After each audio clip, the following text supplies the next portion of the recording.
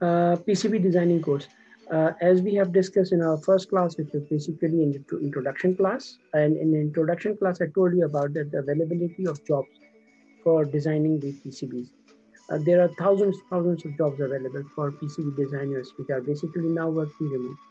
In US right now, most of the jobs have just gone remote. Like they have to work from home or work from your place because of the COVID-19. The things has already changed. The things are really changed so much that now most of the things have just gone to their work from home, whatever can be done other than going to a factory and producing something. So what is happening right now कि जितने भी jobs थे वो सब के सब work from home हो गए और पीसीबी डिजाइनिंग स्पेशली अनाउंस हो रही है कि आप रिमोट जॉब ले सकते हैं. I consider it as a very good opportunity for my Pakistani students and those students who are in Pakistan to actually learn these skills, and they can earn in foreign exchange by having these skills. They can apply for those jobs. If they can apply for those jobs, अगर jobs के लिए apply करते हैं उनको job मिल जाती है तो अपने घर में बैठे हुए काम कर सकते हैं, अपने virtual office बना करके उसमें काम कर सकते हैं और वो बाहर के उन कामों को ले सकते हैं. लेकिन उन कामों को लेने के लिए जो उनको डिफ़िकल्टीज़ फेस करना पड़ेंगी वो ये फेस करना पड़ेंगी कि वो करेंगे किस तरह से इस काम को और उनको कैसे ये काम मिलेगा.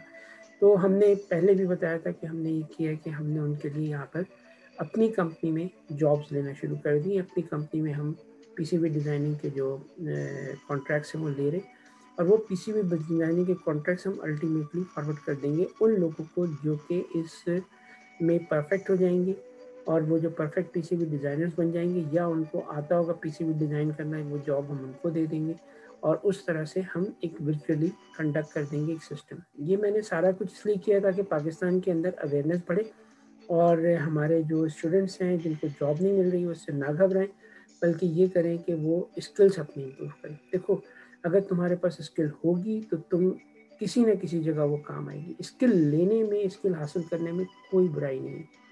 अब आपके पास क्या है कि आपको ये चीज़ सीखनी है. अगले 2 से 3 महीने में आपके लिए परफेक्ट पीसीबी डिज़ाइनर बन जाएंगे आप. मैं अल्टीम स्टार्ट करता हूँ ताकि आप लोगों को समझ में आए. हम जो है, let me share my screen with you guys and now I am just going to start LTM which I have already started. तो ये LTM मैंने स्टार्ट कर दिया अभी और मैं LTM के एनवायरनमेंट में हूँ. देखो, सबसे पहले एक बात समझ लो कि क्यों LTM ही क्यों, मैं LTM को क्यों प्रेफरेंस दे रहा हूँ या LTM से हमें क्या फ़ायदा होगा, क्या नुकसान होगा, ये चीज़ समझ लो. LTM एक पोर्टल कंपनी ने LTM जब बनाया था तो उसके बाद वो लोग डिवाइड हो गए और उसने एक ने प्रोटियस बना दिया. पोर्टल ख़त्म हुआ, प्रोटियस बन गया और दूसरा LTM बन गया. LTM में बेसिकली उन्होंने world class manufacturers, Intel, microchip, Fujitsu, इन सब के साथ कॉन्ट्रैक्ट किया हुआ है और जो लेटेस्ट उनकी जितनी भी प्रोडक्ट्स आती हैं वो ऑटोमेटिकली इनके नेटवर्क में अपडेट होती चली जाती हैं. बहुत सारे पीसीबी डिज़ाइनिंग के सॉफ्टवेयर मौजूद हैं, बहुत सारे पीसीबी डिज़ाइनिंग के सॉफ्टवेयर मौजूद हैं, मगर इसमें से LTM को ही इतना क्यों प्रेफरेंस दी जाती है, उसकी वजह यही है कि उनकी जो इन्वायरमेंट है वो बहुत ज़्यादा पावरफुल है. यानी उनके पास जो अपडेशन है बहुत ज़्यादा है. जिस तरह माइक्रोसॉफ्ट की हैसियत है हब जो तमाम ऑपरेटिंग सिस्टम्स के अंदर, हालांकि लिनक्स भी है लेकिन लिनक्स फ्री और आप लोग यूज़ नहीं करते लिनक्स, आप लोग सब विंडोज़ यूज़ करते हैं.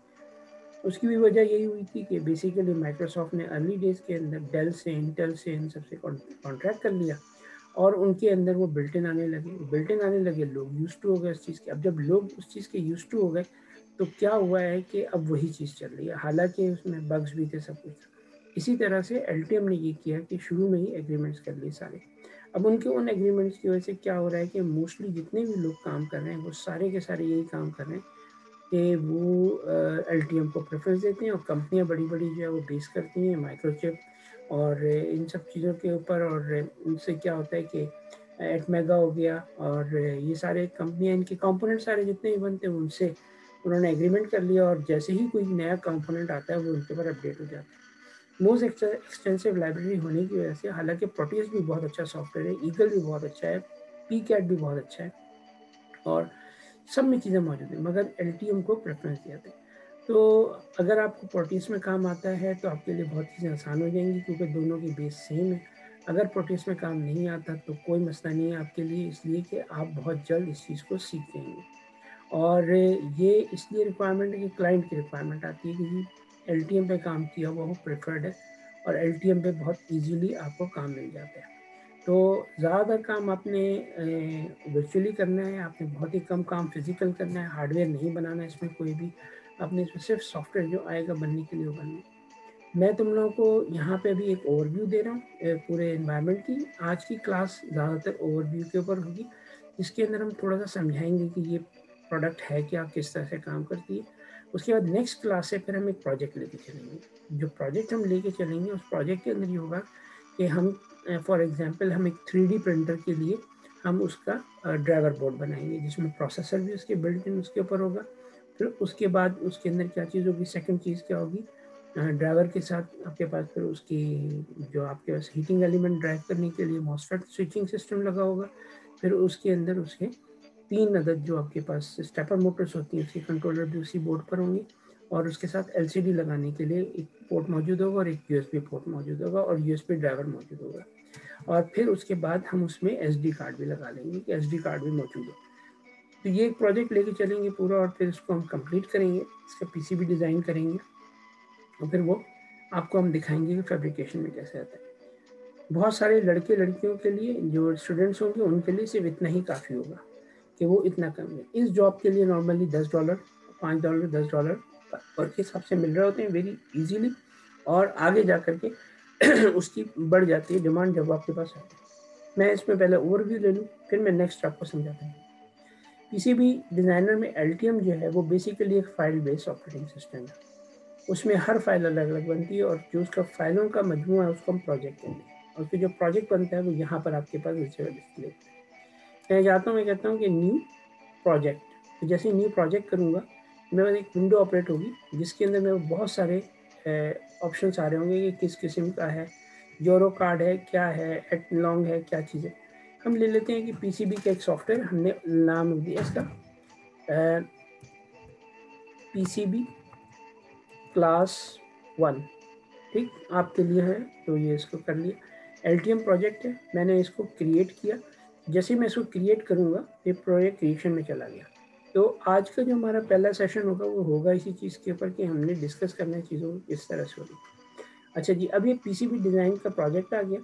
हमने यहाँ पे इसको जैसे ही राइट माउस क्लिक करेंगे ना, तो यहाँ आ जाएगा, लिखा हुआ आ रहा होगा, आपको नज़र आ रहा होगा कि add new to the project. यानी आप इस प्रोजेक्ट के अंदर, अभी सिर्फ प्रोजेक्ट क्रिएट हुआ है, नो डॉक्यूमेंट्स, कोई डॉक्यूमेंट नहीं, इसमें कुछ भी नहीं है। अब आप इसमें मुख्तलिफ चीज़ें ऐड करते चले जाएंगे। तो किसी भी प्रोजेक्ट के अंदर सबसे पहले क्या चीज़ होती है, सबसे पहले होती है उसकी शेमेटिक। अच्छा, दोनों चीज़ें हो सकती हैं, ये नहीं खाली शेमेटिक, तो सिर्फ PCB का भी प्रोजेक्ट हो सकता है कि आप सिर्फ PCB बनाएं, आप उसमें कुछ और ना बनाएं PCB के अलावा।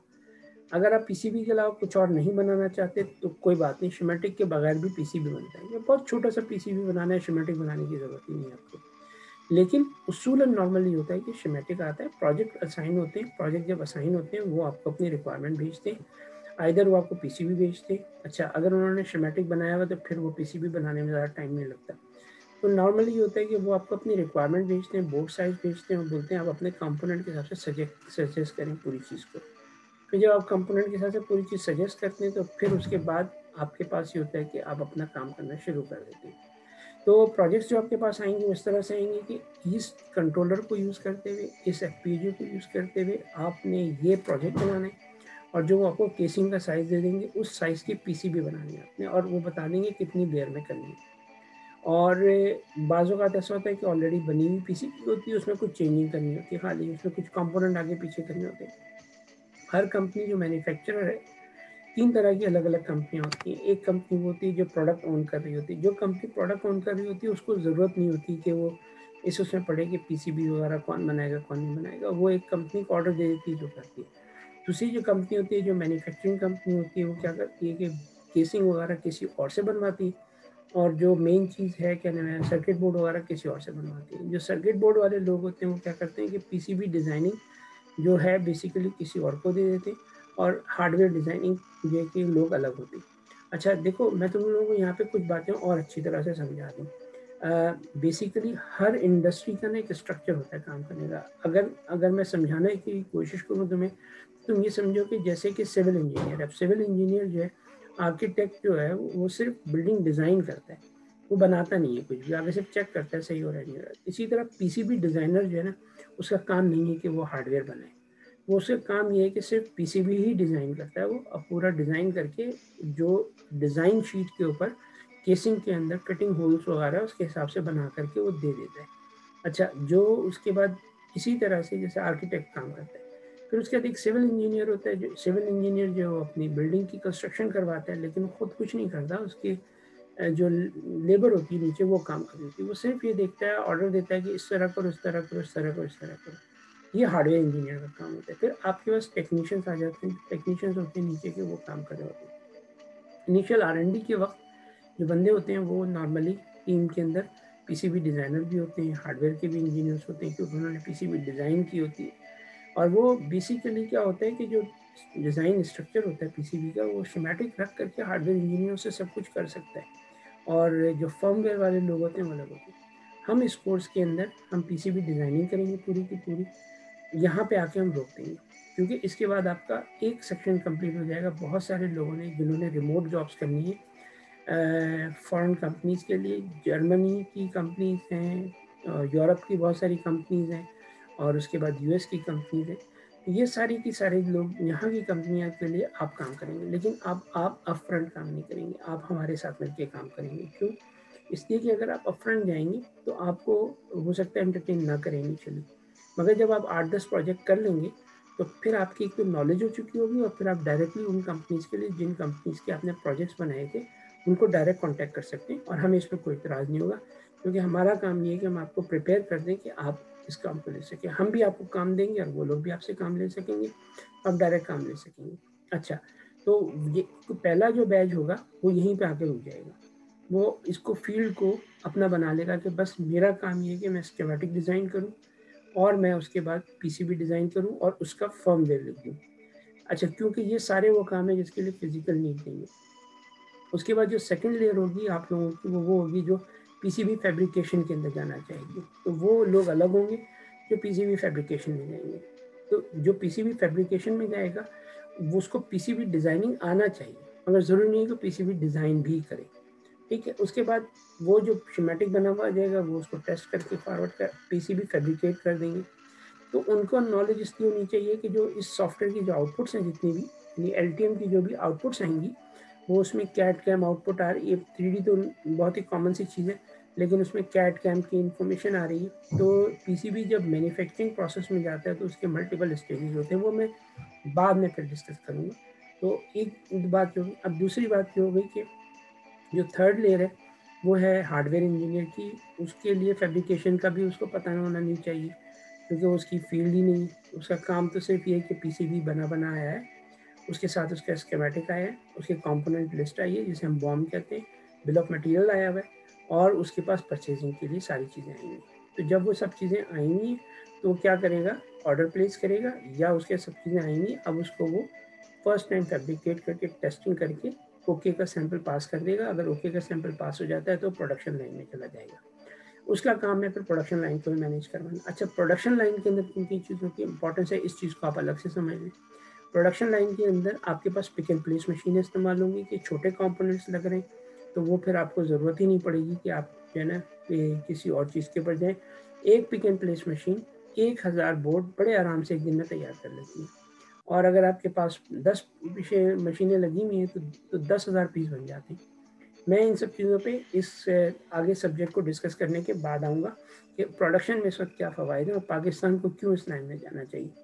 देखो, मेरा जो मकसद है ना, मेरा मकसद ये है कि मैं तुम लोगों को इतना प्रिपेयर कर दूँ कि तुम लोग अपनी अपनी प्रोडक्ट्स बना सको। मैं तुम्हारी प्रोडक्ट्स का बायर हूँगा, मैं तुम्हें बताऊँगा क्या बनाना है, तुम्हें सिखा रहा हूँ, ठीक है। और जब तुम सीख जाओगे उसके बाद मैं तुम्हें बताऊंगा कि मैं बाहर के काम दूंगा ताकि तुम लोग की फॉरेन अर्निंग शुरू हो जाए। फिर मैं तुम्हें R&D के प्रोजेक्ट्स दूंगा जिसके अंदर तुमने रिसर्च करनी है प्रोडक्ट्स के बाद। रिसर्च क्या करनी है, बनाने हैं प्रोडक्ट्स, और उनमें मैं तुम्हारे साथ मेंटर दूंगा। फिर जब वो प्रोडक्ट्स कंप्लीट हो जाएंगे मैं तुमसे बाय कर लूँगा और मैं उसको मार्केट कर दूंगा वर्ल्ड वाइड मार्केट के अंदर। ये प्लान है मेरा पूरा। अब इसमें अगर तुम लोग मेरा साथ दोगे, मुल्क भी तरक्की करेगा, तुम लोग भी तरक्की करोगे। अच्छा, अब हम आ जाते हैं इसके ऊपर, हम दोबारा फिर हम अभी और भी चीज़ें डिस्कस करते चले जाएंगे, क्योंकि मैंने अभी जो बताया कि ये मैंने एक नया प्रोजेक्ट क्रिएट कर दिया, लेकिन अभी ये प्रोजेक्ट खाली है। देखो, यहाँ पे मैं इसको अगर देखूंगा ना इस एरिया को, तो यहाँ पे सिर्फ एक पीसीबी का सा निशान बना हुआ है, लेकिन सिर्फ प्रोजेक्ट में कुछ भी नहीं है, लिखा हुआ नो डॉक्यूमेंट एडेड। मैं इस पर राइट माउस क्लिक करूंगा तो आएगा add to the project, project में ऐड करो। क्या जाहिर बात हमने स्कीमेटिक ऐड करना है, स्कीमेटिक ऐड कर दिया, तो यहाँ पे स्कीमेटिक ऐड होकर के एक शीट खुल गई। ठीक, अब मैंने कहा नहीं सिर्फ स्कीमेटिक थोड़ी ऐड करना है, अभी तो मुझे इसमें पीसीबी भी ऐड करना होगा। तो मैं क्या करूँगा कि मैं यहाँ जाऊँगा और मैं जाकर के करूँगा add to the project PCB. ठीक है, ये मैंने इसमें add to the project PCB कर दिया। अब ये पीसीबी भी इसमें एक ऐड हो गई। ठीक, ओके, अब ये पीसीबी भी आ गई। अब यहाँ पे इस एनवायरनमेंट को पहले हम समझ लेते हैं। इसके साथ दो चीज़ें भी हमने ऐड की हैं, एक स्कीमेटिक और एक पीसीबी। स्कीमेटिक तो तुम लोगों को पता ही क्या चीज़ होती है, अब पीसीबी वो भी पता है क्या होती है, इसमें इतना ज़्यादा डिफाइन करने की जरूरत नहीं। लेकिन तुमने जैसे ही इस प्रोजेक्ट में ये ऐड किया तो मैं यहाँ पे एक एस्ट्रिक का निशान नजर आ रहा है, क्योंकि ये बेसिक इस वक्त तुम्हारी फर्स्ट लेयर की इंट्रोडक्शन है इस चीज़ से। तुमको जो एस्ट्रिक का निशान नजर आ रहा है, इस एस्ट्रिक के निशान को आप इस तरह समझिए। मैं इसको वीडियो को इस जगह ले आता हूँ ताकि मुझे तुम्हें समझाने में आसानी है। अच्छा, अभी इस एस्ट्रिक का मतलब ये है कि आपके प्रोजेक्ट में कुछ नई चीज़ें आई हैं जो अभी आपके प्रोजेक्ट में सेव नहीं की। तो आप क्या करेंगे, यहाँ जाएंगे, राइट माउस क्लिक करेंगे और इसको कर देंगे सेव। अब आपने सेव कर दिया तो ये ऑटोमेटिकली आपसे पूछेगा क्या करना है, तो आपने pcb1.pcb doc के बजाय आपने इसका नाम रखना है। मैं गया और मैंने इसका नाम रख दिया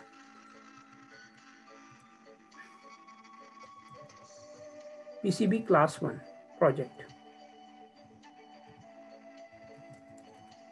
क्लास 1 प्रोजेक्ट। ठीक है, ये करके मैंने इसको सेव कर दिया। अब ये एलटीएम प्रोजेक्ट्स के अंदर ई में मैंने फोल्डर बनाया, वो ऑटोमेटिकली वहाँ जाके ये सेव हो जाएगा। ठीक है, क्लास 1 ए कर दो, बी कर दो, ये डॉक्यूमेंट सब यहीं पे सेव हो जाएंगे। ये सेव हो गया।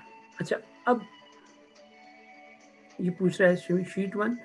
आप शीट 1 के बजाय इसको अभी नाम चेंज कर दें, क्योंकि आपने है तो इस प्रोजेक्ट के अंदर, इसलिए आपको कोई प्रॉब्लम नहीं होगी। लेकिन क्लास 1 शीट नॉर्मली ये करते हैं कि हम प्रोजेक्ट के नाम के हिसाब से सेव कर देते हैं, लेकिन मैं इसको इसी तरह से सेव कर देंगे। ठीक, अब आपके पास ये चीज़ रेडी हो गई।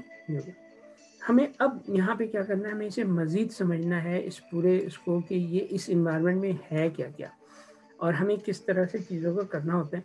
अब हम आते हैं इसके ऊपर। अगर मैं यहाँ देखूँगा ना, तुम लोगों को मैं एक चीज़ दिखाऊंगा। अभी इस इन्वायरमेंट को और अच्छी तरह समझ लेते हैं। मैंने ये किया तो इसमें आ रहा है ऐड टू द प्रोजेक्ट, इसमें स्कीमेटिक है, एक्टिव बॉम्ब डॉक्यूमेंट है। वैसे फर्स्ट किया कि कोई पहले से प्रोजेक्ट चल रहा था तो उसमें आपने बिल ऑफ मटेरियल्स का डॉक्यूमेंट था वो ऐड कर लिया। ड्राफ्टमैन डॉक्यूमेंट्स हैं, स्कीमेटिक लाइब्रेरीज हैं, आपने स्कीमेटिक कोई लाइब्रेरी ऐड करनी है या पहले से स्कीमेटिक बनी हुई है उसको लेकर के आना है। पीसीबी लाइब्रेरी आपके पास कोई मौजूद है ऑलरेडी, वो लेना है। और पैड लाइब्रेरी है, कैम डॉक्यूमेंट है।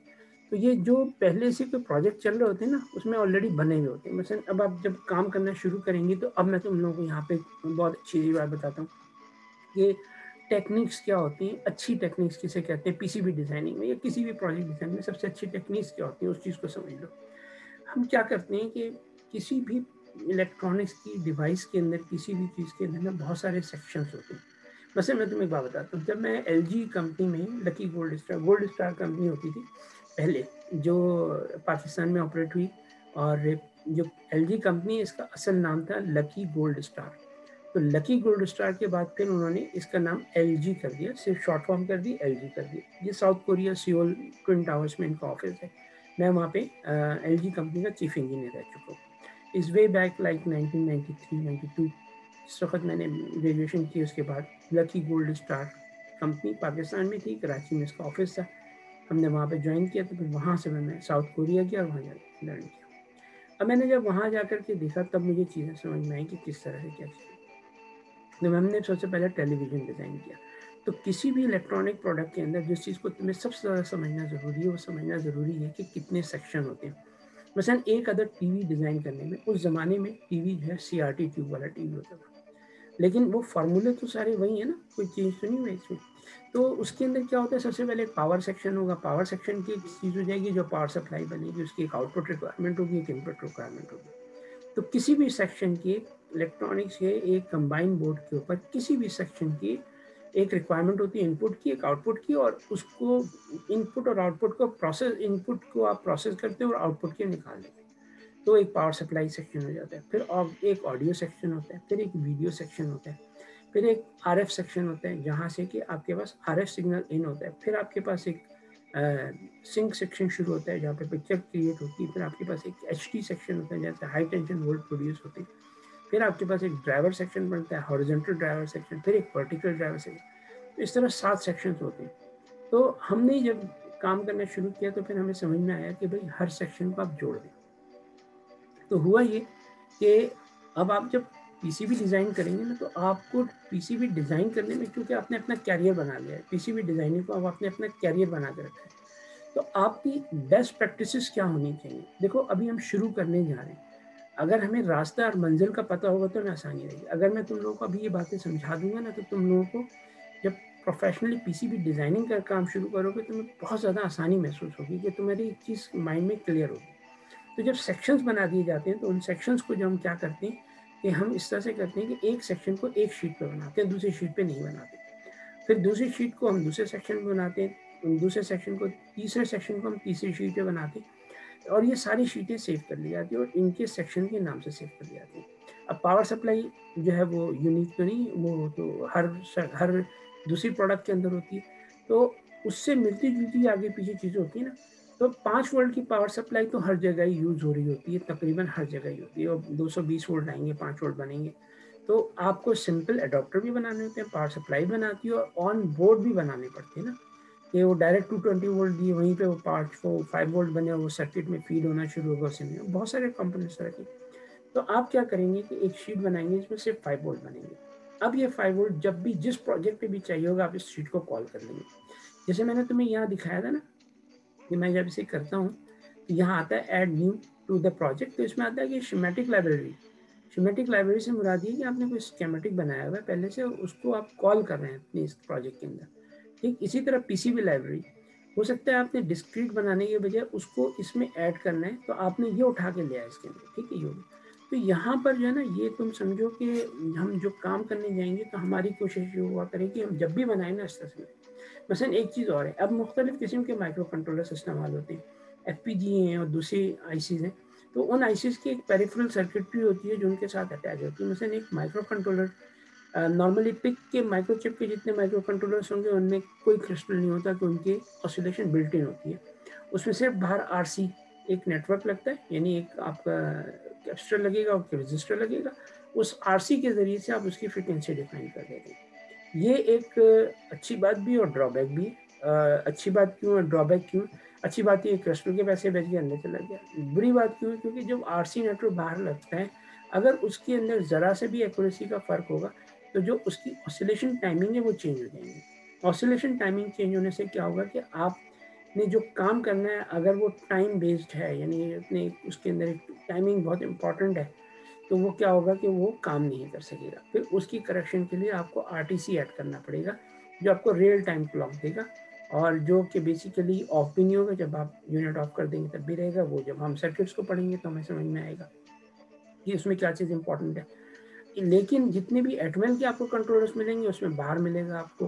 अच्छा, जो बाहर मिलते हैं वो पीजो के ऊपर होते हैं या क्वार्ट्ज क्रिस्टल होते हैं, उनकी ऑसिलेशन हमेशा सेम होती है, तो उनकी टाइम पीरियड हमेशा सही रहेगी। इसी तरह से आपके पास एटमेगा पे आ जाए, जैसे आप AVR कहते हैं, जो प्रोसेसर्स हैं ये सारे रिस्क प्रोसेसर टाइप्स हैं ना, तो इनके अंदर क्या है कि इनमें भी प्रॉब्लम्स हैं और इनमें भी प्रॉब्लम्स यही हैं कि टाइमिंग हल्की सी आउट हो जाती है, तो 9 दिन 10 दिन के बाद आपके अंदर एक आपकी जो टाइमिंग साइकिल है उसमें आधे सेकंड का फ़र्क पड़ जाता है। हमने ये प्रैक्टिकली करके देखा हुआ है, तो हम हमेशा प्रेफर करते हैं कि एक्सटर्नल प्रोसेसर लगा दिए या फिर उसकी मैचिंग के लिए कोई इस तरह की चीज़ लगाई जाए जिससे कि हम उसको समझ सकें। अच्छा, FPGA जो होती हैं वो प्रोग्रामिंग करनी पड़ती हैं। आप एक FPGA जो हाई स्पीड की जितनी भी चीज़ें होंगी आप उसमें FPGA यूज़ करेंगे, तो आप बेसिकली क्या करेंगे कि हर प्रोसेसर की अलग शीट तैयार कर लेंगे। एक प्रोसेसर है उसकी एक अलग शीट तैयार कर ली, उसके RC नेटवर्क लग रहा है, उसके कुछ चीज़ें और लग रही हैं, वो हमेशा डिफाइंड होंगी। मैं भी यूज़ करके दिखाऊंगा आपको। तो वो चीज़ें जो है ना आपने बिल्कुल अलग अलग शीट से बनानी है ताकि जब भी आपको ज़रूरत पड़े तो जाए।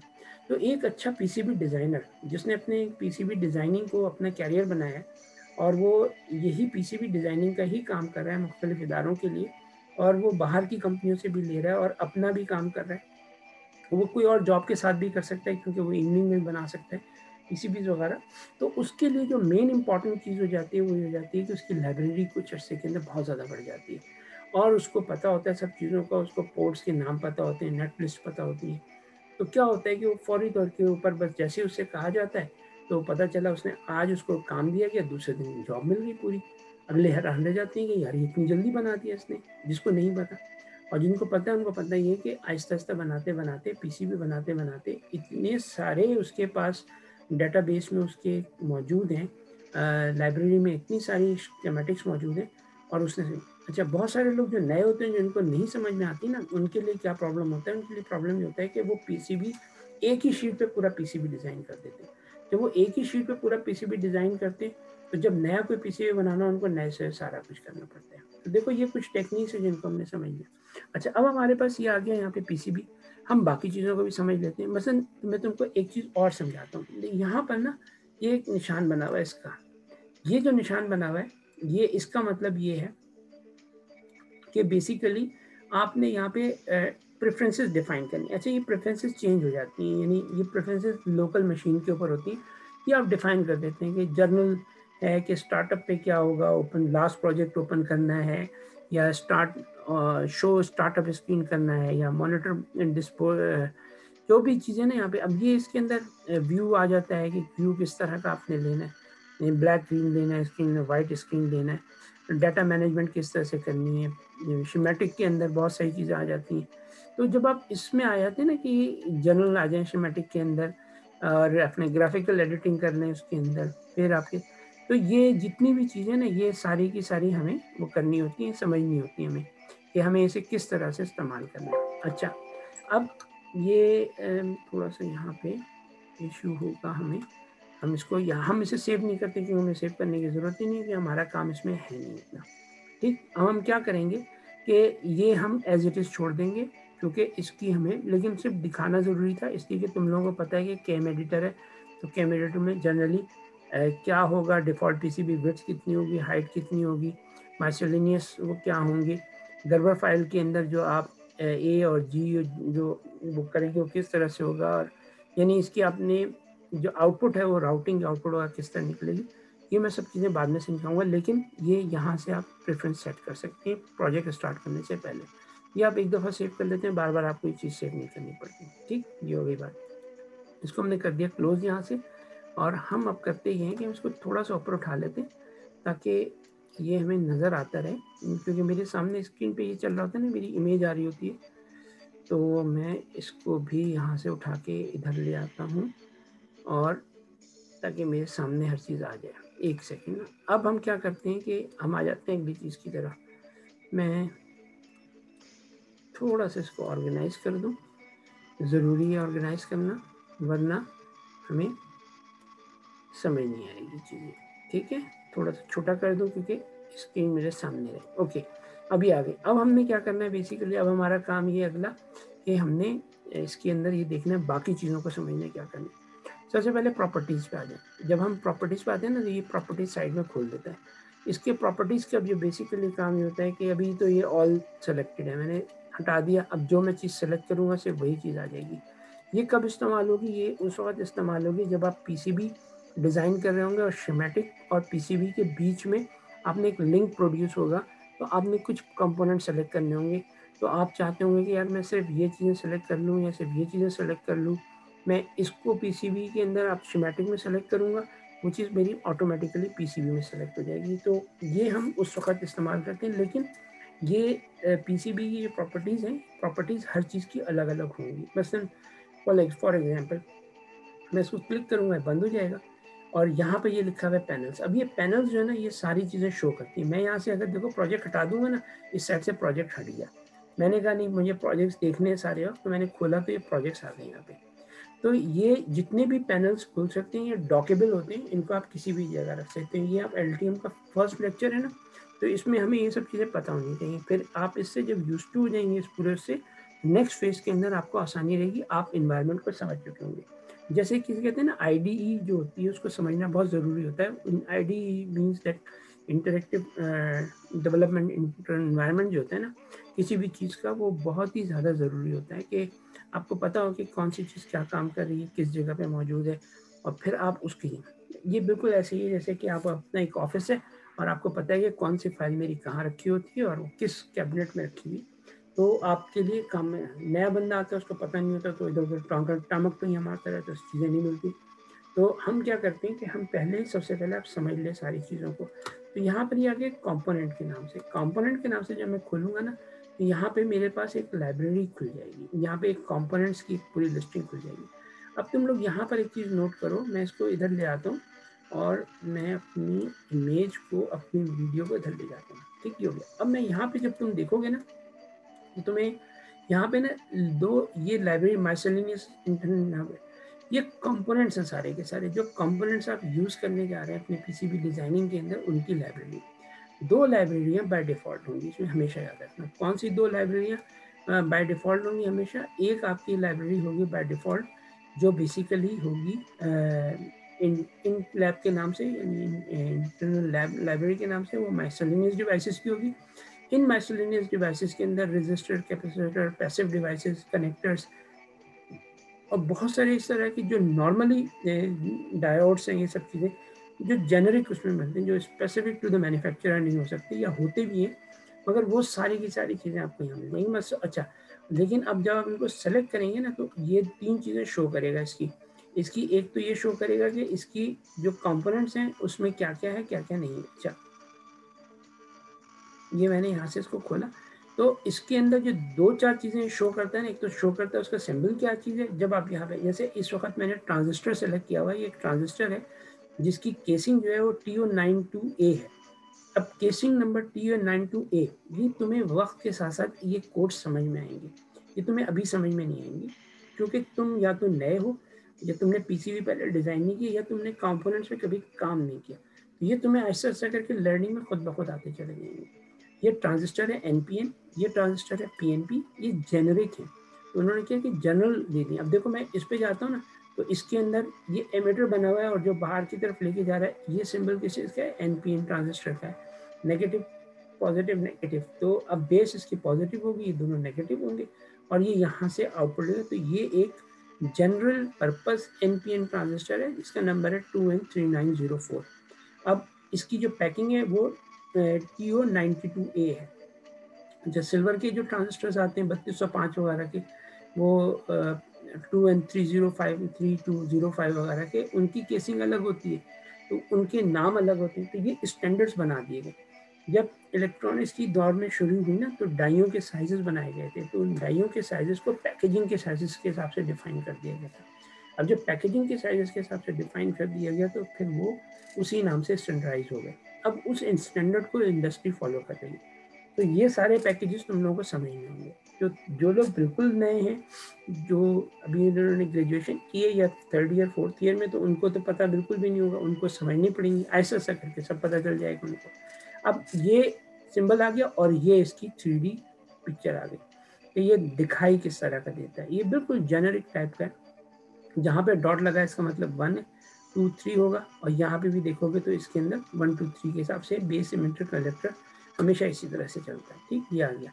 अच्छा, अब उसके बाद आप नीचे आ जाएंगे इसमें, तो आपको ये दूसरा मिला, ये भी इसी शेप में, दोनों के शेप सेम होती हैं। फिर आपके पास ADC जो रहता है, एनालॉग टू डिजिटल कन्वर्टर, जो CD सीरीज़ की और TTL लाइब्रेरीज़ के अंदर बहुत सारे ADCs मिलते हैं। तो इसमें D0 to D7 यानी 8 बिट होती हैं। EOC होती है, इसके अंदर ग्राउंड होगा, रेफरेंस पॉजिटिव रेफरेंस। तो ये सारी की सारी चीज़ें यहाँ पे नॉर्मली होती हैं। एक सेकेंड, इसको बंद करें। अच्छा, ये हो गया। अब ये इस चिप का जो है ना, इन्होंने ये SMT टाइप में चिप दिखा दी।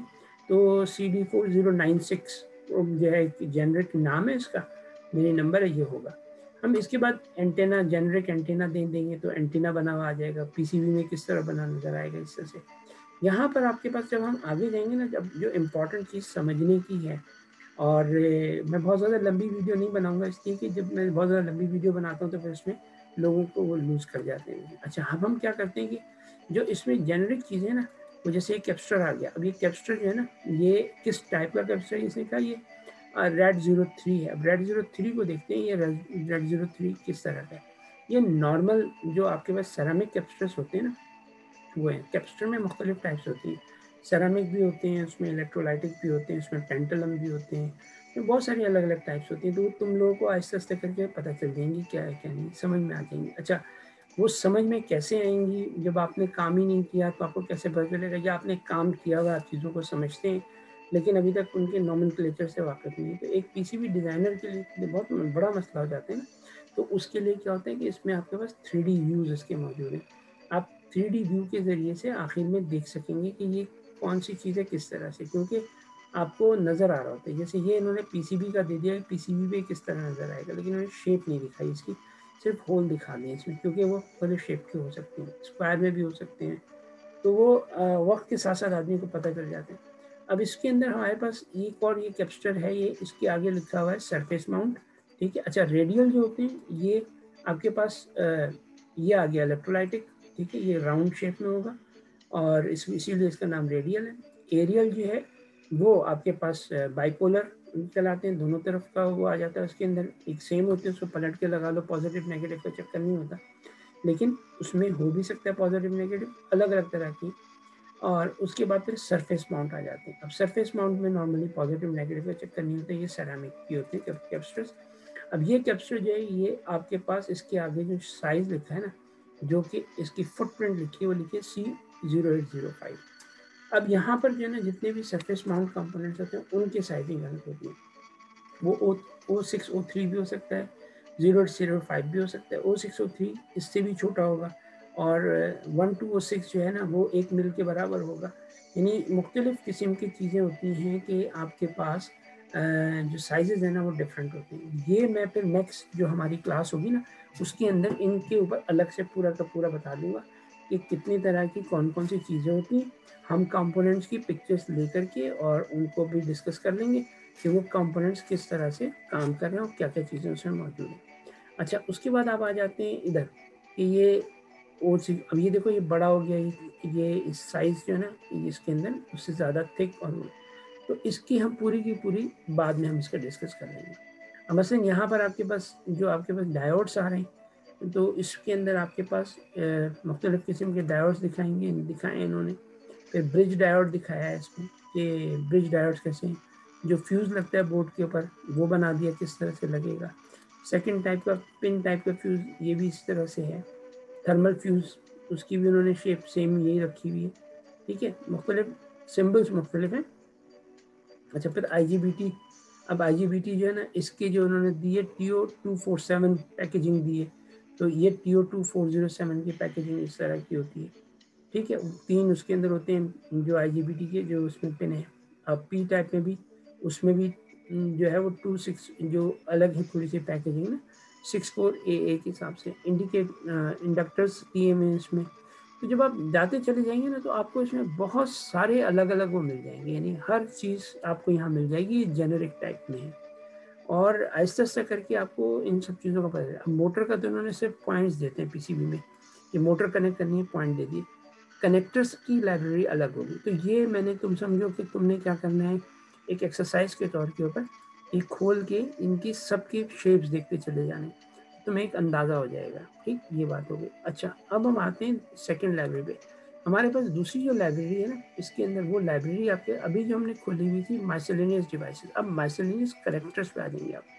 माइसेलेनियस कनेक्टर्स के ऊपर जैसे BNC कनेक्टर है, तुम लोगों को पता है BNC कनेक्टर क्या होता है, जो कि नॉर्मल ऑडियो वगैरह की जो स्पीकर वगैरह लगता है, वो जो जैक्स वगैरह लगते हैं वो BNC कनेक्टर कहलाते हैं।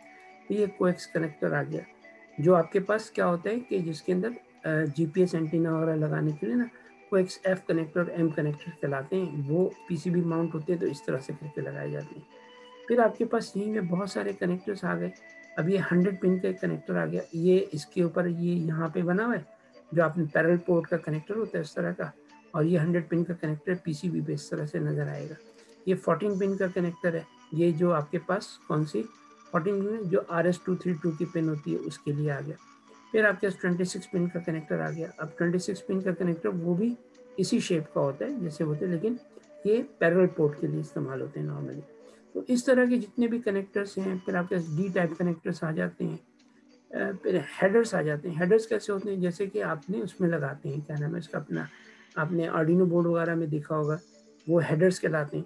वो कनेक्टर्स नहीं होते, उसमें सॉकेट नहीं होता, हेडर जो है वो हेडर लगाने के सिंपल सी जगह दे दी। तो उसके बाद आपके पास सिम होती है, डिप होते हैं, ठीक, बहुत सारे अलग अलग तरह के वो आपके पास कहलाते हैं, जो कि RCA कनेक्टर्स अलग होते हैं। तो ये बहुत सारे अलग अलग कनेक्टर्स होते हैं, सॉकेट पिन 1। अच्छा, ये जितने भी कनेक्टर्स हैं सब दिए हुए हैं यहाँ पे इन्होंने। तो ये बेसिक लाइब्रेरीज आपको हमेशा LTM के अंदर मिक्स मिलेंगी। तो एक आपके दोनों इंटेल लैब्स होंगी, उसके बाद फिर आपके पास शुरू हो जाती है स्पेसिफिक टू दी मैन्युफैक्चरर, यानी मैन्युफैक्चरर की लाइब्रेरी। मैं जैसे ही जैसे आगे पढ़ाता चला जाऊंगा तुम लोगों को, तो मैं तुमको इसमें ये भी बताऊंगा कि मैन्युफैक्चरर की जो लाइब्रेरी है वो मैन्युफैक्चरर की लाइब्रेरी कैसे इंस्टॉल की जाती है। हमने जो है इसकी एक पूरी की पूरी वो लेकर के ना उसको इंस्टॉल करना होता है, लाइब्रेरी को इंस्टॉल करना होता है। तो लाइब्रेरी हम किस तरह ऐड करते हैं, मैंने यहाँ पर अपने काम करने के लिए जो हमने प्रोजेक्ट अभी डिस्कस किया था उसमें मैं माइक्रो वो यूज़ करने जा रहा हूँ, एक और चिप यूज़ करना। मैंने LM358 ले लिया। LM358 एक वो है, क्या नाम है उसका, अपना जेनरिक सी चिप है जो कि यूज़ हो रही होती है, और उसको हम यहाँ पे देख सकते हैं कि ये लाइब्रेरी नहीं है, तो खैर कंपोनेंट पे आ गया, हमने लाइब्रेरी ऊपर सेलेक्ट करनी थी। हम आगे LM358 टेक्सास इंस्ट्रूमेंट पे। अब LM3 की जो टेक्सास इंस्ट्रूमेंट की जो चिप है वो मैंने यहाँ पे खोली, ये शेप होगी और ये इसकी वो आ गई। अब ये जो इसमें है ये थ्रू होल है, ये सरफेस माउंट है, लेकिन इसकी सरफेस माउंट का जो है ना वो भी मौजूद होता है, पार्ट A पार्ट B, और इसको आपको उसमें से देखना पड़ता है। जब आप खरीदने जाते हैं ना कंपोनेंट, तो वहाँ पर भी पैकेज पड़े होते हैं, वो उठाने पड़ते हैं, वो भी मैं तुम लोगों को अभी दिखाता हूँ किस तरह से करते हैं। अच्छा, इसके बाद आपके पास ये समझिए कि हमने अगली क्लास के अंदर जो बहुत सारे काम करने हैं उसके अंदर ये भी समझना है कि हमें मुख्तलिफ लाइब्रेरीज किस तरह ऐड की जाती है। अब ये हमने इसके अंदर क्या ले लिया, माइक्रो कंट्रोलर्स ले लिए, माइक्रोचिप के सारे ही मौजूद हैं। मैंने PIC16F नॉर्मली बहुत ही कॉमन है, पाकिस्तान में बहुत ईजिली मिलता है और यूज़ होता रहे, हम उसको सेलेक्ट कर लेते हैं। तो आप ये देखेंगे यहाँ पे PIC16F432 जो है ना ये नज़र आ रहा है, और ये इसका सरफेस माउंट वाला नहीं है, इसमें डिप वाली वो दी हुई है। हमको इसकी सरफेस माउंट वो चाहिए होगी तो हम इसके सरफेस माउंट भी ले सकते हैं, ठीक, इसकी वेरिएशन आ जाती है सारी की सारी। अगर मुझे यहाँ से कोई भी कंपोनेंट में सेलेक्ट करता हूँ तो ये इस तरह से करके आपके कंपोनेंट्स की लाइब्रेरी अलग आ जाती है। मैं कंपोनेंट को उठाता हूँ, मैं PCB पे यहाँ पे ले आता हूँ, तो ये कुछ भी इसमें कोई ऐसा इशू नहीं है। यहाँ से मैंने सेलेक्ट किया और मैं उठा के यहाँ ले आया। अब जब मैंने वहाँ से माउस दबा दिया, जहाँ भी लेके जाऊँगा मेरे माउस के चले, मैंने इसको शीट पे यहाँ ला के रख दिया, ठीक। अब ये इसके ऊपर आ गया। अभी मैं एस्केप दबाऊंगा या राइट माउस क्लिक करूंगा तो क्या होगा कि ये सेलेक्ट हो गया। अच्छा जी, अब हमने लगना ये कि हमने और बहुत सारे कंपोनेंट्स भी हम ले सकते हैं ना इसके ऊपर। तो हमने क्या किया कि हमने इसके ऊपर एक अदद रजिस्टर लेना है, तो हम यहाँ से इसकी ये चेंज करेंगे, लाइब्रेरी चेंज करेंगे और हम डिवाइसेस पे चले जाएंगे। हम यहाँ पे दो तरीके से काम कर सकते हैं, ये स्क्रॉल डाउन करें, हम सीधे रजिस्टर्स पे जाएं। अब हम इतना नहीं करना चाहते, हम यहाँ सिर्फ लिखें RES, तो खुद ब खुद क्या करेगा, वो रेजिस्टेंस पे इसको पहुंचा देगा, ठीक। ये आ गया रजिस्टर आ गया। अब रजिस्टर में मेरे पास यहाँ पर मैं ये देख सकता हूँ कि इसकी पैकेजिंग कौन सी है, किस टाइप की पैकेजिंग है इसकी। तो ये एक्सेल है, इसका मतलब ये कि ये वो होगी जिसको आप लगाएंगे, लेकिन हमें ये नहीं चाहिए, कि हमें चाहिए सरफेस माउंट। तो सरफेस माउंट में आ रहा है आपके पास ये RSJ03। अब मैं अगर ये देखो, इसकी अगर मैं शेप देखूंगा ना, तो इसकी शेप में ये एक्सेल है ना, ये पुराने वाले टाइप में है। तो इसके अंदर मुझे सिर्फ ये नज़र आ जाएगा कि ये PCB पे इस तरह से थ्रू होल माउंट होंगे, लेकिन मुझे सरफेस माउंट चाहिए, तो मैं ये वाला सेलेक्ट करूँगा। ये सेलेक्ट किया तो मेरे सरफेस माउंट आ गए। अब मैंने ये उठाया और उठा के मैंने यहाँ रख दिया। अब मैंने यहाँ रख दिया, अब ये हो गया मेरे पास सेलेक्ट। अब मेरे पास दो तरीके काम करने के, या तो मैं ये करूं कि इसको यहाँ से कहीं पे भी रख लें, और ये मैंने एंटर कर दिया इसको, ये हो गया यहाँ पे आ गया। फिर मैंने दूसरा एक और भी उठा लिया, मैं ले आया इसको और मैंने ला करके ये यहाँ पे रख दिया, ठीक। फिर मैं जितने चाहूँ इस तरह से करके उठा के ला सकता हूँ। ये मेरे पास प्लेसमेंट का तरीक़ेकार शुरू हो गया। अब हम इस तरह से करके बहुत सारे कंपोनेंट्स ला सकते हैं। तो हमें इस वक्त जो चीज़ हमें समझ में आई कि हमने शेमेटिक को किस तरह से ऑर्गेनाइज करना है। हमारे पास कंपोनेंट्स, इस पर हम किस तरह से प्लेस करेंगे, पीसीबी शीट किस तरह बनेगी। अभी तक जो हमने डिस्कशन की है, इस डिस्कशन के अंदर एलटीएम में हमने सिर्फ इतना काम किया कि एक प्रोजेक्ट ओपन किया, प्रोजेक्ट के अंदर शेमेटिक ऐड किया, फिर हमने उसमें पीसीबी ऐड किया। अब हमने सिर्फ और सिर्फ सबसे पहला काम जो होता है कि शेमेटिक के अंदर कंपोनेंट्स लेकर के आने। इस दौरान में मैंने ये डिस्कस करके आपको बेस्ट प्रैक्टिसेस बताई हैं कि आप हर कंपोनेंट को, जो कि आपके पास एक सेक्शन हो, उसको अलग अलग शीट्स पे डिज़ाइन करें, क्योंकि अगर अलग अलग शीट्स पे आप डिज़ाइन करेंगे तो उसका फ़ायदा ये होगा कि फ्यूचर में चल के आपको कभी भी वो एक सेक्शन कहीं भी ज़रूरत पड़ सकती है तो रीडिज़ाइन नहीं करना पड़ेगा। आप उसकी लाइब्रेरी से कॉल कर लेंगे, वो उसमें ऐड हो जाएगा और आप उसको ले जाएंगे। अच्छा, यहाँ पर जो है ना कुछ चीज़ें समझने की हैं कि वो कैसे चली जाएंगी, कैसे मिक्स होगा। तो दो चीज़ें उसको समझ लो, एक का नाम होता है पोर्ट और एक का नाम होता है नेट लिस्ट। अगर आपको एक पीसीबी के अंदर मसलन ये वाला जो पीसीबी में ये जो मेरे पास कंपोनेंट है जिसको मैंने उठा करके यहाँ रख दिया, तो मुझे इसको इस पिन से कनेक्ट करना है या मुझे इसको इस पिन से कनेक्ट करना है, R8 से कनेक्ट करना है। तो मुझे क्या करना होगा, मुझे बेसिकली ये करना होगा कि मैं यहाँ से वायर का प्लेस उठाऊंगा और मैं यहाँ से लगाऊंगा इसको और सिंपल लेके चलता चला जाऊंगा, जहाँ जहाँ से लेके जाने ले जाऊंगा और सिंपली इसको ये आ गया और ये मैंने इससे कनेक्ट कर दिया, तो जनाब ये से कनेक्ट हो गया। ये है एक तरीका। लेकिन अगर मुझे चाहिए कि यार मैं इतना लंबा वायर बनाऊं, इससे बेहतर मेरे पास ये हो सकता है कि मैं इसको उड़ा दूंगा और मैं यहाँ से नेट लिस्ट उठा लूँगा। मैं अगर नेट लिस्ट उठा करके नेट लिस्ट के ऊपर इसका नाम लिख दूंगा, तो उससे क्या होगा कि वो कंपोनेंट जो यहाँ पे नेट लिस्ट में होगा वो यहाँ पे भी रहेगा। प्लेस में चला गया ये नेट लिस्ट के ऊपर, नेट लेबल पे, नेट लेबल को मैंने यहाँ पे रख दिया और इसको दूसरा नेट लेबल मैंने ये यहाँ रख दिया। ठीक, अब ये जो दोनों नेट लेबल हैं इन दोनों के नामों में फ़र्क है। ठीक है, ये हो गया। मैं अगर इसको बड़ा करना चाहूँ तो मैं कंट्रोल का बटन दबाऊंगा और माउस को मैं स्क्रॉल करूँगा, बड़ा हो जाएगा। तो मैं कुछ नहीं कर रहा, मैं यहाँ से वायर ले रहा हूँ और इससे कनेक्ट कर रहा हूँ, इस वायर से इसको। ठीक है, समझो ये हो गया। अब ये इस नेट लेबल नंबर 4 से कनेक्ट हो गया और नेट लेबल नंबर 4 जो है ना मेरा, अब किससे कनेक्ट होना चाहिए, यहाँ पे इससे भी। ठीक, यानी यहाँ पर जो ये आपके पास नेट लेबल है ना, इसका नाम भी 4 होना चाहिए। अब मैं इसका नाम कैसे चेंज करूँगा, कुछ भी नहीं, बहुत ही आसान है। आपने कुछ नहीं किया, आपने इसको डबल क्लिक किया तो इसकी यहाँ पे प्रॉपर्टीज खुल जानी चाहिए। ठीक है, जस्ट वेट अ मिनट, इसकी प्रॉपर्टीज यहाँ पे खुल गई हैं। ये वाला मैं ये प्रॉपर्टीज बंद करूंगा तो यहाँ आ जाएगा। अब मैंने लेस 4 के बजाय मैंने इसको कर दिया, जो भी नेट लेबल जो पहले से था ना, कंट्रोल जी, नेट लेबल 5 के बजाय 4 कर दिया। अब दोनों का क्योंकि नाम सेम हो गया, तो क्या होगा कि ये जब भी आप कॉल करेंगे इसको, यानी इन दोनों को कॉल करेंगे ना, जब भी आप इसको कॉल करेंगे तो आपके पास ऑटोमेटिकली हमेशा यही चीज़ खुलेगी। ठीक है, ये हो गया। मैंने इसको हटा दिया यहाँ से। अब ये मेरे पास दो जगहों के नाम सेम हो गए, यानी इसका नाम भी सेम हो गया, नेट लेबल हो गया 4, इसका भी नाम नेट लेबल 4 हो गया। तो ये इसका मतलब वो सेम कनेक्ट हो जाएंगे। अब आपको कुछ करने की ज़रूरत नहीं है, ये वायर ड्रॉ करने की ज़रूरत नहीं पड़ेगी, ये ऑटोमेटिकली कनेक्ट हो जाएगा। अब आपके पास एक चीज़ आ जाती है कि जी हमने मुख्तलिफ शीट्स को आपस में कनेक्ट करना है। नेट लेबल जो है ये सिर्फ और सिर्फ एक ही शीट में डिफरेंट वायर्स को कनेक्ट करते हैं।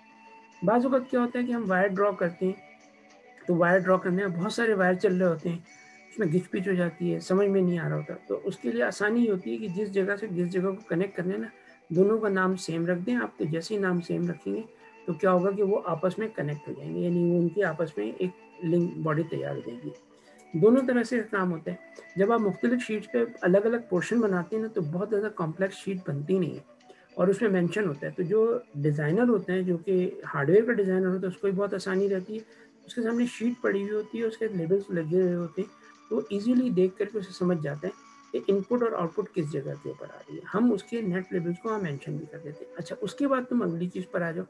मैंने तुमसे कहा था कि अगर आपने दो शीटों को, तो नेट लेबल किस चीज़ के लिए होगा, नेट लेबल हो गया एक ही शीट के ऊपर मुख्तलिफ कंपोनेंट्स को कनेक्ट करने के लिए। अगर आप वायर ड्रॉ नहीं करना चाहते या घिच-पिच हो रही है तो आप क्या करेंगे, उनके सेम नाम कर देंगे। सेकंड उस पर आ जाए। Now the second thing is port. I have just selected a port over here. तो मैंने क्या किया कि इस पोर्ट को यहाँ पे प्लेस कर दिया। ठीक है। मैंने पोर्ट को प्लेस करने के बाद मैं क्या करता हूँ कि ये पोर्ट आ गया मेरा, ठीक है, ये स्किप कर दिया मैंने, ये मैंने पोर्ट यहाँ रख दिया। मैं इसको इतना करके ये बंद कर दिया आपने। अब मैं इसको बड़ा छोटा करना चाहूँ, बड़ा छोटा भी कर सकता हूँ, ठीक है। ये आ गया सब कुछ, और मैं इसका नाम भी चेंज कर सकता हूँ, और मैं इसको कनेक्ट भी कर सकता हूँ। मैं इसका नाम चेंज करने के लिए वही करूँगा, मैं इसे डबल क्लिक करूँगा, इसकी प्रॉपर्टीज़ खुल के यहाँ आ जाएंगी। यहाँ पे इसका लिखा हुआ पोर्ट नाम लिखा हुआ है, मैं कहूँगा पोर्ट 1, ठीक, पोर्ट नंबर 1।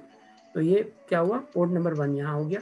अब ये पोर्ट 1 आ गया। अब मैंने इसको क्या करना है, इसको मैंने कनेक्ट करना था इसके साथ, यानी मैंने समझे कि ये कर लिया कि इसको मैं ले आया, मैंने कनेक्ट कर दिया RB1 के साथ। तो मैंने कुछ भी नहीं किया, इसकी नेट लिस्ट बना ली, वायर कनेक्ट किया, और मैं ये ले करके ये आ गया इसके ऊपर। अच्छा जी, ठीक, ये हो गया। अब क्या हो गया कि मेरे पास ये पोर्ट कनेक्ट हो गया। अब ये पोर्ट मैं किसी भी दूसरी उसके ऊपर लेके चला जाऊंगा, तो मैं जहाँ भी लेके जाऊंगा तो वहाँ पर अगर पोर्ट 1 लिख दूंगा तो ये शीट उस शीट के साथ ऑटोमेटिकली कनेक्ट हो जाएगी। तो जब हम PCB बनाने जाएंगे तो सारी शीटें एक दूसरे से इंटरलिंक हो जाएंगी। अच्छा, अब हम एक काम करते हैं, हम जो है नेक्स्ट जो हमारी चीज़ होगी हम उस पर जाएंगे। नेक्स्ट वो चीज़ ये है कि इसको हमने जब ये PCB बना लेना है तो और इसमें और कौन कौन सी चीज़ें ऐसी इंपॉर्टेंट हैं कि जो हमें समझने की ज़रूरत पड़ेगी। तो जो सबसे ज़्यादा इंपॉर्टेंट चीज़ होती है वो ये होती है कि ये चीज़ मैंने तुम लोगों को नहीं समझाई कि ये जो पैनल है जहाँ मेरा माउस चल रहा है इस पर भी तुम देखो चेंजिंग आ रही है। ये बेसिकली क्या चीज़ है, ये बेसिकली शीट के यानी वो पोर्शन है जहाँ पे मुख्तलिफ किस्म की चीज़ें आप ले रहे होते हैं। ये फिल्टर है, ठीक, ये आपके स्मूव ड्रैग ऑब्जेक्ट है, यानी इसको मैं अगर लेके और मैं इसको पकड़ता हूँ तो मैं इसको जहाँ चाहे ड्रैग कर सकता हूँ, आगे पीछे मूव कर सकता हूँ, ठीक। इसके बाद ये आपके पास सिलेक्शन एरिया है कि किसी चीज़ को सिलेक्ट करना है, तो आपने इसको लिया और आप इसको सिलेक्ट कर लेंगे, यहाँ से यहाँ तक सिलेक्ट कर सकते हैं। उसके बाद फिर आपके पास ये जो पोर्शन है, ये एक सेकेंड उसको स्किप कर दूँ, हाँ अच्छा, अब ये है place any part. Place part में कंपोनेंट का एरिया फॉरन खुल जाता है, और अगर आपको कंपोनेंट नहीं सेलेक्ट करना आप इसको बंद कर लें। और उसके बाद ये आ गई लाइनिंग जो आपको वायर ड्रॉ कर रहे होते हैं, ये ग्राउंड है, हर चीज़ पे ग्राउंड चाहिए होता है, आपको ग्राउंड रखना पड़ेगा। फिर उसके बाद आपके पास ये आ गया सिग्नल हार्नेस, अगर कहीं सिग्नल पास हो रहे हैं, RF फ्रिक्वेंसी चल रही है तो उसकी जो PCB बनती है उसके साथ अलग से लाइनें चलानी पड़ती हैं, ये हो जाएगी। फिर आपके पास ये आ गया कि शीट सिंबल्स अगर आपने कोई बनाने वो अपने शीट सिंबल बना लें। ये पोर्ट आ गया आपके पास, ये आप जैसे पैरामीटर सेलेक्ट कर लें, ये आपके जो आपके पास सेल की स्क्रीन पे लिखा जाना होता है वो लिख लें। ये कोई कर्व वगैरह आपने आर्क्स वगैरह सर्कल बनाने वो सारे इस पर बना सकते हैं। तो ये बेसिकली आज की जो हमारा लेक्चर है हम इसको यहीं पे रोकेंगे इसके लिए, क्योंकि अभी हमने सिर्फ स्टार्टअप लिया है, और स्टार्टअप लेकर के हमने ये समझने की कोशिश की है कि अल्टीम की जो बेसिकली रिक्वायरमेंट्स हैं वो क्या है और हम किस तरह से उसको शुरू करेंगे, हमें किस तरह लेके आगे। मैं स्टेप बाय स्टेप लेके चलूँगा और आप लोगों को अगली 5 और 6 क्लासेस के अंदर LTM पूरा का पूरा सिखा दूंगा। उसके बाद फिर हम एक प्रोजेक्ट बनाएंगे पूरा, और प्रोजेक्ट की PCB बनेगी। प्रोजेक्ट की जो PCB बन के रहेगी वो भी हम आपसे शेयर करेंगे। इस तरह आपको PCB बेसिकली बनाना पूरा का पूरा आ जाएगा। उसके बाद आप कैपेबल हो जाएंगे कि आपको मैं प्रोजेक्ट्स दे सकूं और आप उनको कंप्लीट करें टेस्टिंग के लिए। जब आप टेस्टिंग के लिए कंप्लीट कर लेते हैं तो फिर हम आपको रेडी हो जाएंगे, आपके आप लेवल 1 आपका क्रॉस हो गया। तो फिर इंटरनेशनल क्लाइंट से जो प्रोजेक्ट्स आ रहे हैं उसको आप किसी दूसरे एक्सपर्ट के साथ मिल के बनाएंगे आप, उसको करेक्ट कर देगा। जब वो इंटरनेशनल क्लाइंट के 5-6 प्रोजेक्ट आप पास कर जाएंगे तो फिर आप कैपेबल हो जाएंगे कि आपको थॉरली प्रॉपर प्रोजेक्ट्स दिए जा सकें, कि अब आप प्रोजेक्ट्स करना शुरू करें। और उन प्रोजेक्ट्स की कीमत मुख्तलिफ होती है, मुख्तलिफ प्राइजेस होती हैं, वर्क आवर पर बेस करता है, और उसी हिसाब से आपको फिर पेमेंट मिलना शुरू हो जाएगी। तो इंशाल्लाह हम इसको आगे फिर कंटिन्यू करते हैं नेक्स्ट फेज़ के अंदर। मैंने कोशिश की है कि बहुत अच्छे से एलाबरेट करके बता दूं। आज का क्योंकि टाइम पूरा हो रहा है तो मैं इस प्रोजेक्ट को, इस क्लास को मैं यहीं ख़त्म कर रहा हूँ।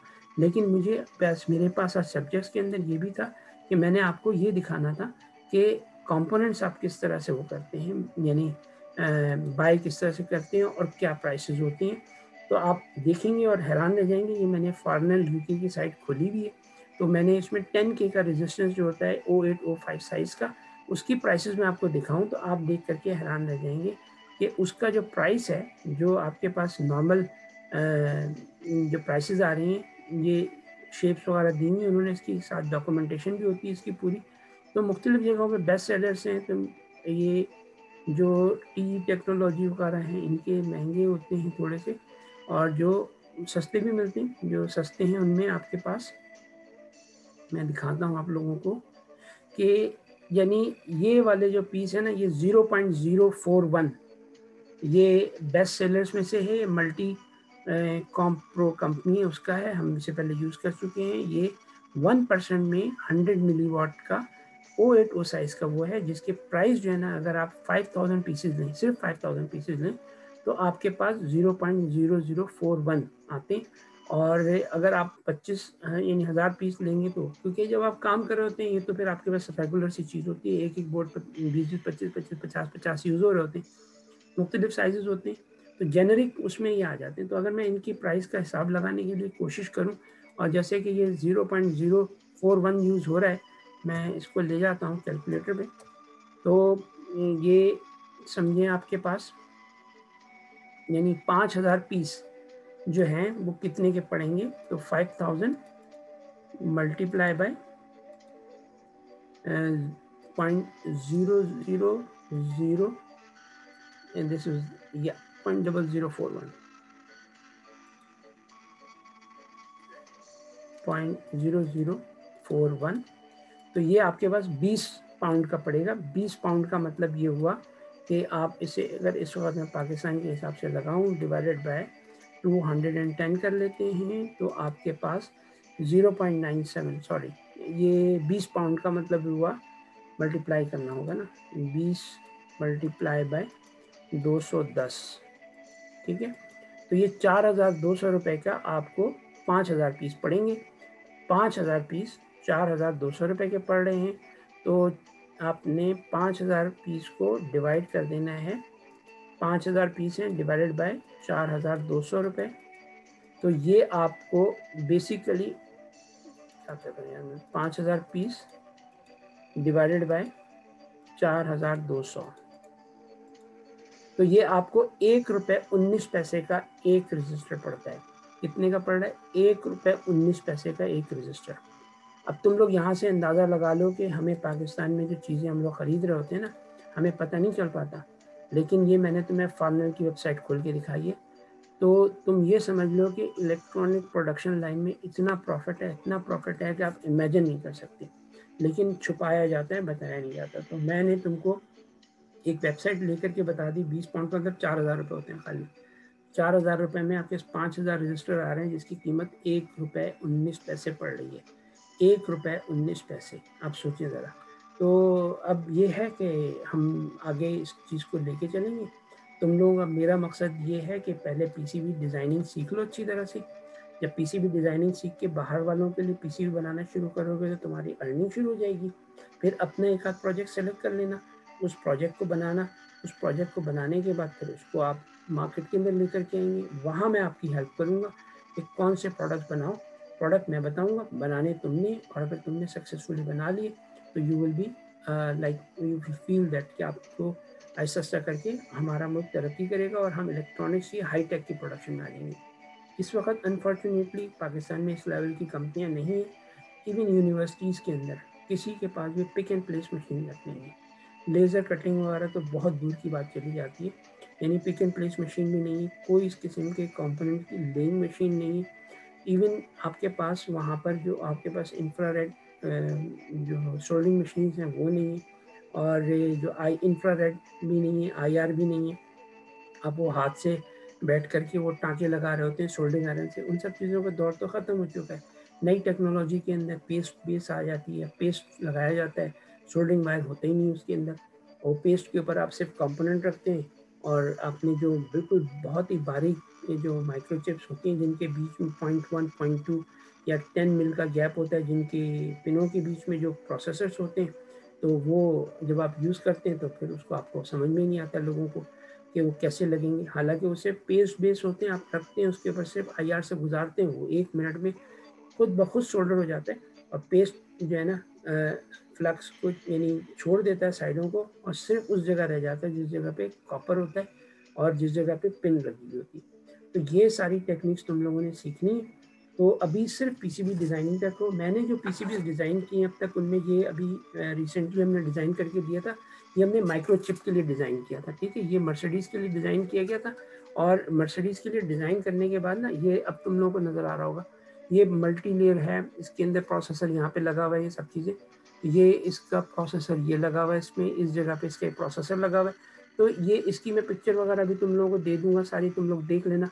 तो हमने ये बनाई है यहाँ पे, ये मर्सिडीज़ का बोर्ड है, और इस बोर्ड को हमने डिज़ाइन करने के R&D के साथ 10,000 पाउंड लिए थे।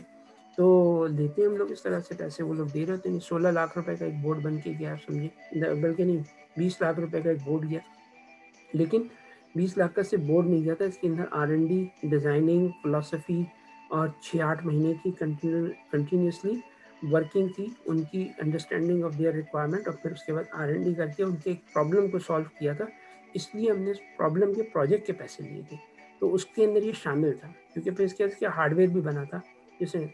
तो कहने का मतलब ये कि इस तरह के बहुत सारे प्रोजेक्ट्स हैं जो हम लोग कर रहे होते हैं, तो इसी तरह के प्रोजेक्ट्स कर तुम लोग भी कर सकोगे, और अगर तुम लोग ये काम सीखते हो तो हमारा मुल्क बहुत तेज़ी से तरक्की करेगा। Thank you very much guys. ये आज पहली क्लास थी, सिर्फ LTM को समझाने के लिए, बताने के लिए किस तरह से होती है, और फिर नेक्स्ट क्लास के अंदर हम कंपोनेंट्स को बाकायदा PCB पे लेके जाएंगे। तो नेक्स्ट क्लास हमारा होगा कि PCB सेक्शन ऑफ LTM, यानी ये आज हमने सिर्फ कंपोनेंट लेइंग का एक तरीका देखा है, ओवरव्यू समझा है। अगली क्लास में हम देखेंगे कि ये यहाँ से हम PCB को पे और वो कंपोनेंट कैसे लेकर के आते हैं। Thank you very much for today's class. Now next class will be about the componenting. अच्छा, दूसरी चीज़ ये कि तुम लोग vincent-edu.uk पे रजिस्टर कर लो, फ्री ऑफ कॉस्ट है रजिस्ट्रेशन, उसमें किसी चीज़ की ज़रूरत नहीं है। फिर जिस किसी शख्स को भी LTM चाहिए होगा, तो वो फिर मैं अपनी कंपनी के हिसाब से दे दूंगा, और मैं उसको उसके लाइसेंस की अलग से भेज दूंगा, तो फिर वो ऑपरेटिव हो जाएगा। मगर ये याद रखना, ये सिर्फ सीखने के लिए दे रहा हूँ, और ये क्योंकि मैं चाहता हूँ कि तुम लोगों को, तो तुम जो लोग रजिस्टर हो जाएंगे वो हमारे पास सिस्टम में आ जाएंगे, फिर हमारी की यूज़ कर सकेंगे वो। ठीक है, thank you very much for today's lecture. और फिर इंशाल्लाह नेक्स्ट क्लास के अंदर हम पढ़ेंगे कि समझेंगे कि हम PCB को स्कीमेटिक को हम PCB पे कैसे लेकर के आते हैं। Thank you very much.